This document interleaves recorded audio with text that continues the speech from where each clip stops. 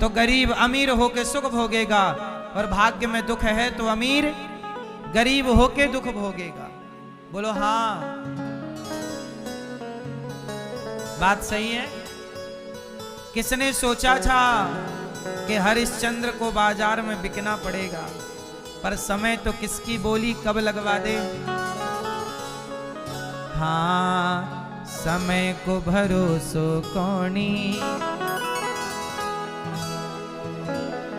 कद पलटी मार जावे। समय को भरोसो कौनी, कद पलटी मार जावे। समय का भरोसा नहीं।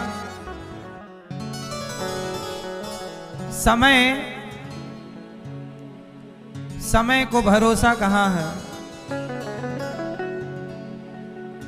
अब देखो ना, गुरु वशिष्ठ महामुनि ज्ञानी लिख लिख बात बतावे। श्री राम जंगल में जावे, किस्मत पलटी खावे। राजा दशरथ प्राण त्याग दे, हाथ लगा नहीं पावे। समय को भरोसो कौनी, कद पलटी मार जावे। राजा हरिश्चंद्र रानी तारावती, रोहिताश कबर कहावे। ऐसो खेल रचियो मेरे दाता, तीनों ही बिक जावे। एक हरिजन एक ब्राह्मण, एक घर दुविधा घर जावे। ऐसो खेल रचियो मेरे दाता, तीनों ही बिक जावे। समय को भरोसो कौनी, मतलब समय का भरोसा नहीं है, कद पलटी मार जावे। अमीर से, राजा से, इसलिए समय का घमंड ना करना कि मेरा समय है ना साहब। जो समय आपका है ईश्वर की कृपा है। अभिमान ना कर। जितना धन आवे, जितना बड़प्पन आवे, बड़ा बने, उतने झुकते चलो, सहज होते चलो, नम्र होते चलो, घमंड नहीं। बोलो हाँ कि ना। ध्रुव जी महाराज गए, 5 माह मन लगा के तपस्या की, प्राण वायु रोक के, और जो ध्यान किया, देवराज इंद्र का इंद्रासन हिल गया। भगवान के चरणों में इंद्र गए, प्रभु क्या हुआ ये, मेरे सांस नहीं आ रही है। भगवान बोले मेरा भक्त सांस रोक के खड़ा है, तो जाइए दर्शन दो। भगवान बोले ध्रुव जैसे भक्तों को मैं दर्शन देता नहीं, बल्कि ध्रुव जैसे भक्तों का मैं स्वयं दर्शन किया करता हूं। और दर्शन करने भगवान ने ध्रुव जी के लिए हरि अवतार धारण किया। ध्रुव जी के लिए भगवान क्या बने, क्या बने, हरि।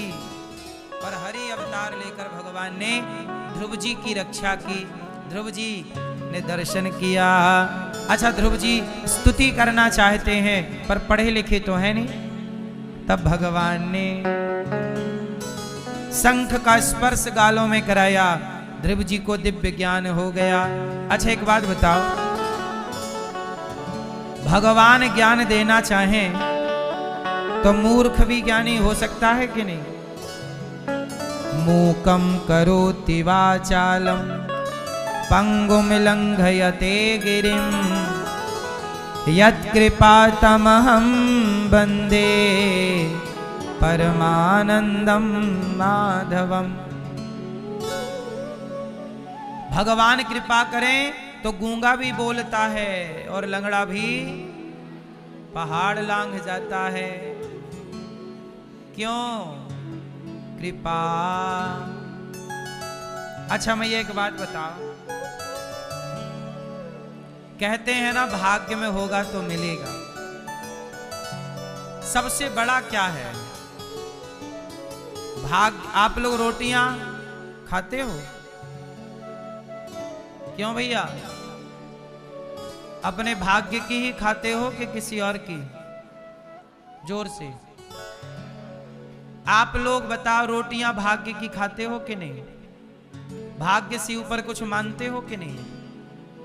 जोर से ये बताएंगे भैया, सारे दादाजी बताएंगे सभी। भाग्य से बड़ा आप लोग किसी को मानते हो कि नहीं? जोर से। सबसे बड़ा क्या है? कोई चीज बड़ी? जोर से। हाँ या ना? ना मैया, क्या बोलती तू? भाग्य से बड़ा कुछ है? आप बताओ, रोटी किसकी खाती हो? अपने पीछे वाली मैया, टोपी वाले दादाजी। किसकी रोटी खाते हो? पीछे वाली मैया, लाल मैया। किसकी रोटी? मैया। किसकी रोटी खाती हो मेरी मां? अब हम बताएं, आप लोग भाग्य की रोटी खाते हैं, बोलो हाँ। लेकिन ये दास अनिरुद्ध है, मैं भाग्य की रोटी नहीं खाता। मेरे भाग्य में तो अचार रोटी भी नहीं है, मेरे भाग्य में तो चटनी रोटी भी नहीं है, मेरे भाग्य में तो भूखों मरना लिखा है। लेकिन मेरे प्रभु की कृपा है कि उन्होंने पेट भर भोजन दिया है, उन्होंने धाम का वास दिया है। वृंदावन का वास मुझे भाग्य से नहीं मिला, भगवान की कृपा से मिला है। मुझे भोजन भाग्य से नहीं मिलता, भगवान की। भाग्य से बड़ा क्या है? कृपा। सच बताओ, सुग्रीव और विभीषण, विभीषण के भाग्य में लंका थी क्या? विभीषण के भाग्य में तो रावण के लात लिखे थे। विभीषण के भाग्य में रावण के लात मार के निकाल दिया रावण ने विभीषण को। विभीषण के भाग्य में तो रावण के लात लिखे थे, लेकिन जब राम की कृपा हुई तो वही लात खाने वाले विभीषण को लंका का राजा बना दिया कि नहीं? बताओ, ये भाग्य था कि कृपा थी? मैया पीली मैया, सो रही हो नमा।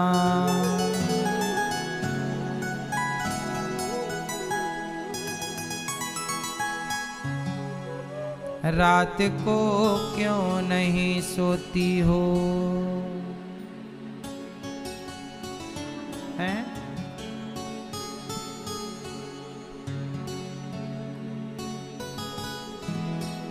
कथा में ही क्यों सोती हो? तो भाग्य से बड़ी क्या है? सुग्रीव के भाग्य में बाली के लात लिखे थे, लेकिन जब राम की शरण में आए तो किष्किंधा के राजा बन गए। सच बताओ, आप लोग भाग्य की रोटियां खाते हो, ये वृंदावन आप लोगों को मिला, कोई भाग्य में थोड़ी था। ये तो कृपा हो गई आप लोगों पर तो मिल गया, ये भाग्य से नहीं मिला, ये तो किससे मिला? कृपा की न होती जो आदत तुम्हारी, कृपा की न होती जो आदत तुम्हारी, तो सुनी ही रहती अदालत तुम्हारी।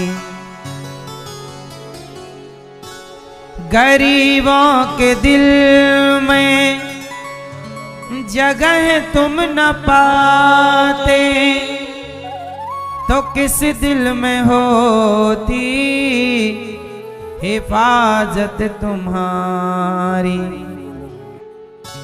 कृपा की न होती जो आदत तुम्हारी,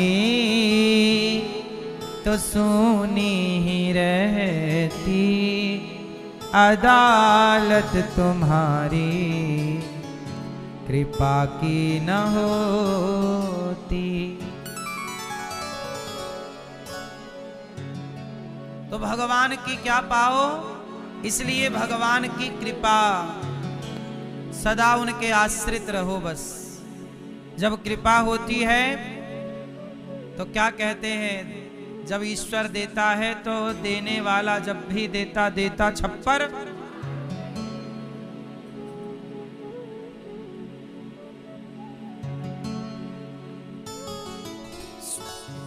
छह महीने पर कृपा हो गई ध्रुव जी पर, और ध्रुव जी को कृपा से भगवान मिल गए, आ गए।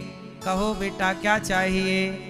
योऽन्तः प्रविश्य मम वाचमिमां प्रसुप्ताम् संजीवयत्यखिल शक्तिधरः स्वधाम्नः, अन्यास्तहस्तचरणश्रवणत्वगादीन् प्राणान् नमो भगवते पुरुषाय तुभ्यम्। ध्रुव जी ने भगवान से कहा, प्रभु यो अंतः प्रविश्य, मेरे अंतःकरण में बस जाओ, आप मुझे छोड़ कर ना जाओ। भगवान ने कहा, तेरी कामना गोद में बैठने की थी, पिता ने गोद में नहीं बैठने दिया, पर परम पिता ने बुलाया ध्रुव जी को, गोद में बिठा के लाड़ लड़ाया, तेरी कामना मैं पूरी कर। याद रखना, जब दुनिया, हाँ दुनिया जिनको ठुकरा देती, वो गोद बिठाए जाते हैं दरबार में राधा। दुनिया जिनको ठुकरा देती, वो गोद बिठाए जाते हैं दरबार में राधा। रानी के दुख दर्द मिटाए जाते हैं दरबार में राधा। तो जिन्हें दुनिया ठुकरा देती है, भगवान उन्हें अपनी गोद में बिठाता। ध्रुव जी को कहा, बेटा क्या चाहिए। ध्रुव जी ने कहा, प्रभु पहले तो कामना थी पिता के गोद की, पर आपकी गोद पा लेने के बाद अब कोई और गोद की कामना नहीं है। भगवान ने कहा, सुन, तू पिता की गोद में बैठना चाहता था, मतलब तू राजा बनना चाहता था, पर तूने मेरी तपस्या की। चल मैं तुझे वरदान देता हूं, तू 36,000 वर्षों के लिए राजा रहेगा, जा। और आखिरी में मेरे धाम आएगा, ध्रुव लोक तेरे लिए मैं तैयार कर रहा हूं। जब ध्रुव जी घर गए तो जिस पिता ने गोद में ना बैठने दिया, जिस माँ ने अपमान किया, आरती लेके खड़ी है वो माँ। ध्रुव जी को राजा बना दिया गया।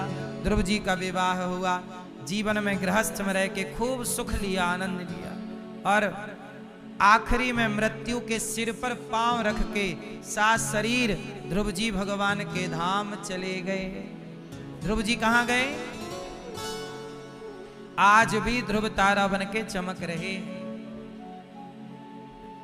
बाप भी इतना नहीं देता जितना भगवान देते हैं, इसलिए अपने असली पिता को पहचानो। तुम्हारा ये वाला बाप कितना देगा, ये वाले पिता के पास ज्यादा है, इसलिए इनकी शरण में आओ, फायदे में रहोगे। सुदामा जी आए, इतना दे दिया कि सुदामा मांगते तो मांग भी ना पाते इतना।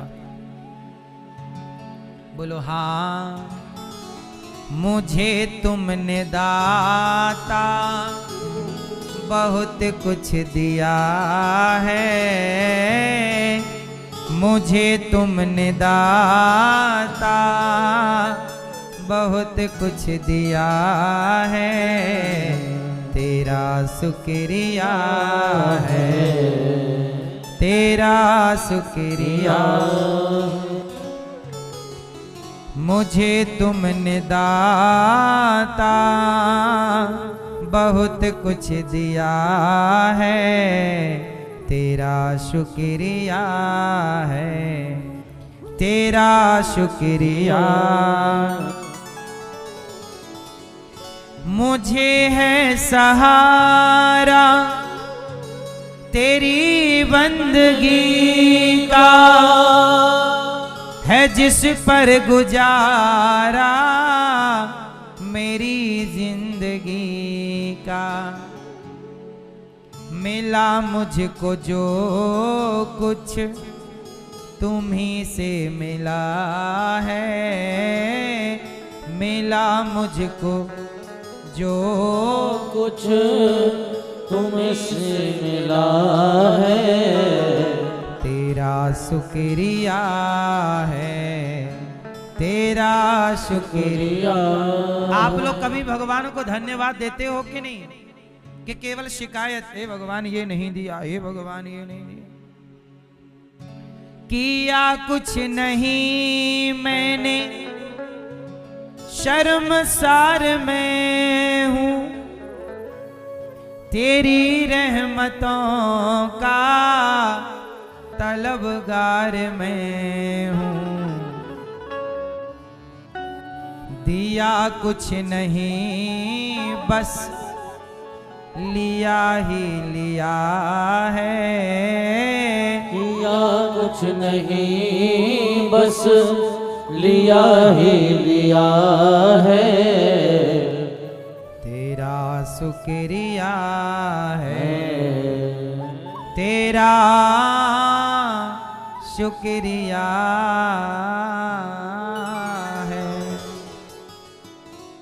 है ना मेरी माँ। दिया कुछ नहीं मैंने, भगवान को मैंने, बोलो मेरी माँ, दिया दिया कुछ नहीं मैंने, बस लिया ही लिया है तेरा शुक्रिया है, तेरा शुक्रिया है। शुक्रिया करते हो ना ईश्वर का। ध्रुव जी महाराज बड़े प्रेम से भगवत धाम गए। इन्हीं के वंश में भगवान पृथु हुए, पृथ्वी का दोहन किया, 10,000 कान मांगे और प्राचीन बरही की पावन चर्चा है। एक बार क्या हुआ मेरी माँ, मनु जी महाराज के दूसरे बेटे हैं प्रियव्रत, जिनका विवाह विश्वकर्मा की पुत्री से हुआ। इनके वंश में आगे चल के भगवान ऋषभ देव जी हुए, जहां से जैन परंपरा स्टार्ट हुई। जैन धर्म कहां से आया, जैन परंपरा कहां से आई? सनातन से ही जैन परंपरा प्रकट हुई। भगवान ऋषभ देव जी जैनों के 24 तीर्थंकर में एक तीर्थंकर हैं, और भगवान के 24 अवतारों में एक अवतार भगवान ऋषभ देव जी। तो जैन परंपरा और सनातन परंपरा ये अलग अलग नहीं है। अब आजकल अलग अलग कुछ लोग मान लेते हैं, लेकिन है सब ये एक ही। थोड़ी सी विचारधारा अलग है, पूजा की पद्धतियां अलग अलग हैं, पर परंपराएं दोनों एक है। सनातन की मूल 4 परंपराएं हैं, पता है आपको? बता दूं 2 मिनट में। सनातन की मूल 4 परंपराएं, जैसे सनातन तो है, जिसे आप सनातनी कहते हैं, हिंदू कहते हैं, ऐसे ही होते हैं जैन। सनातनी ही जैन है।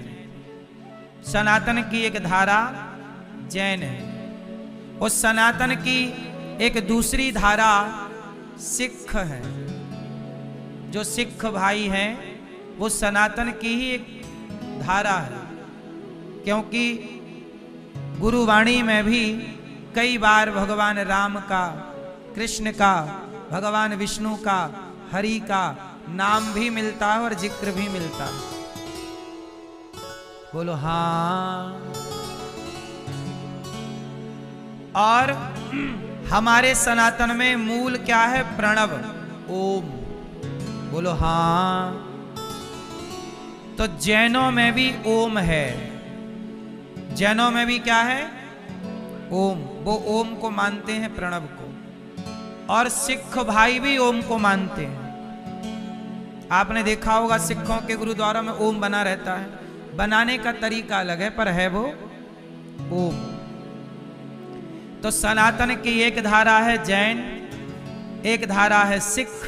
सिख भी सनातनी है, जैन भी सनातनी है। और सनातन की तीसरी धारा है बौद्ध। कौन? बौद्ध। चाइना में बौद्ध हैं, भूटान में बौद्ध हैं। कितने देश हैं? इंडोनेशिया में बौद्ध हैं। अधिकाधिक बौद्धों के देश हैं। पर वो बौद्ध परंपरा निकली कहां से? जो अपने को बौद्ध कहते हैं वो बुद्ध भगवान किसी भूमि पर तपस्या किए हैं, भारत की भूमि पर।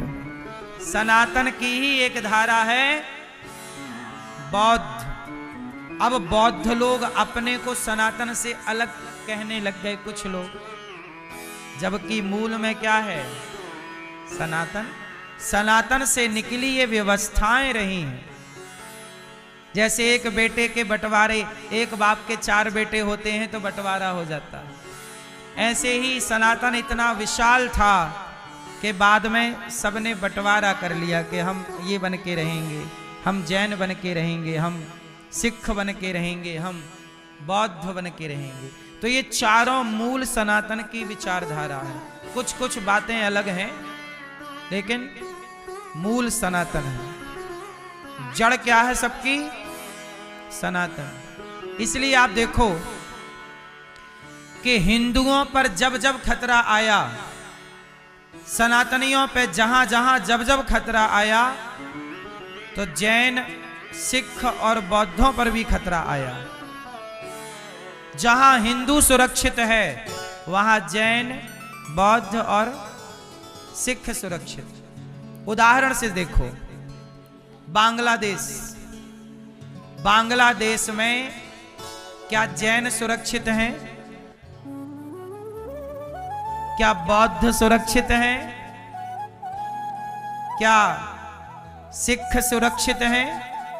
हिंदू सुरक्षित नहीं रहेगा तो ये तीनों भी सुरक्षित नहीं रहेंगे।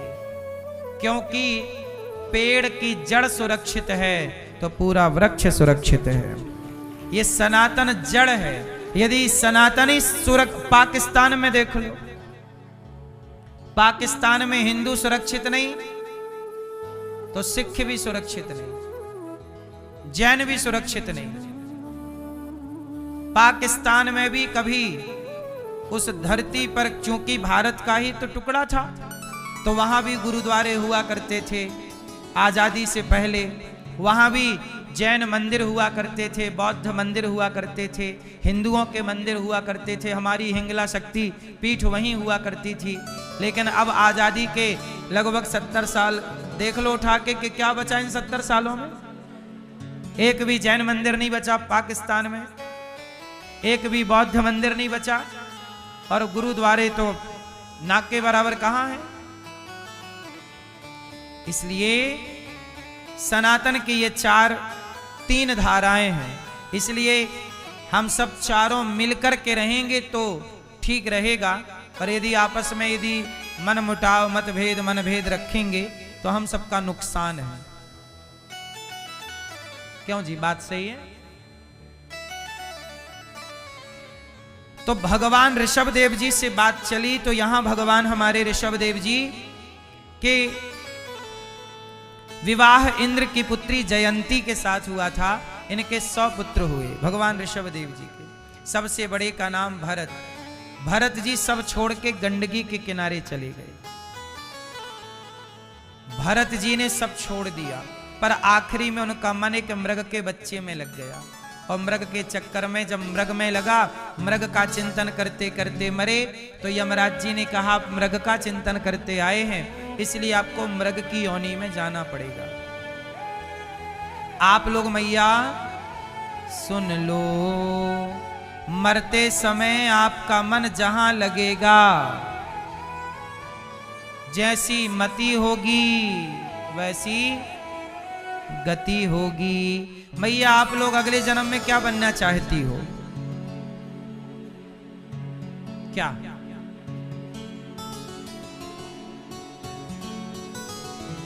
क्या बनना चाहती हो मैया आप अगले जन्म?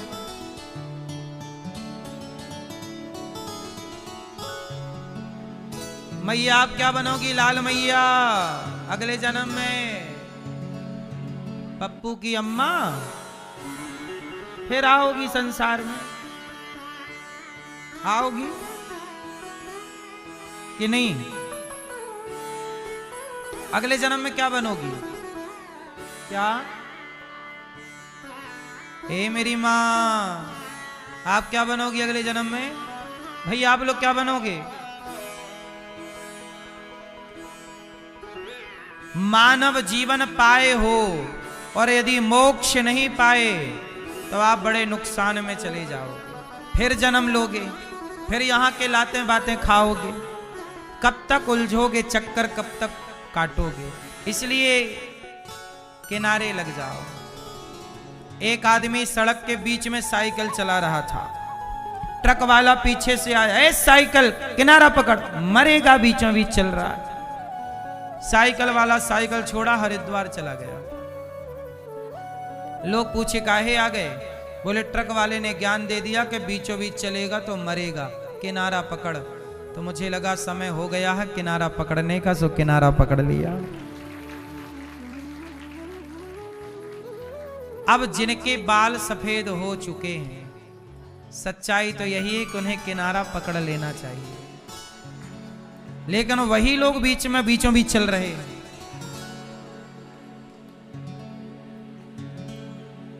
जिन्हें किनारा पकड़ लेना चाहिए वही बीचों बीच झूल रहे हैं।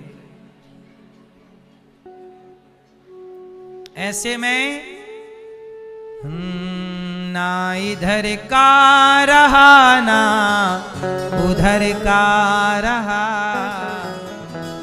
ना इधर का रहा ना उधर का रहा। पुण्य के नाम पर पाप करता गया, ना इधर का रहा ना उधर का रहा। एक समय बाद किनारा पकड़ लो। बेटा बेटी को समझाओ, समझे तो सही, वरना किनारा। भगवान के आश्रित रहो, बीचों बीच नहीं। किनारा पकड़ोगे पार लगोगे। अब ये जिंदगी पाए हो, मोक्ष और पा लेना, वरना आप फेल हो जाओगे। क्या हो जाओगे? फेल।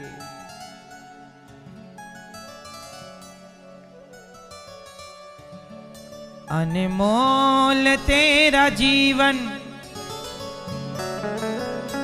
अनमोल तेरा जीवन यूं ही गवा रहा है।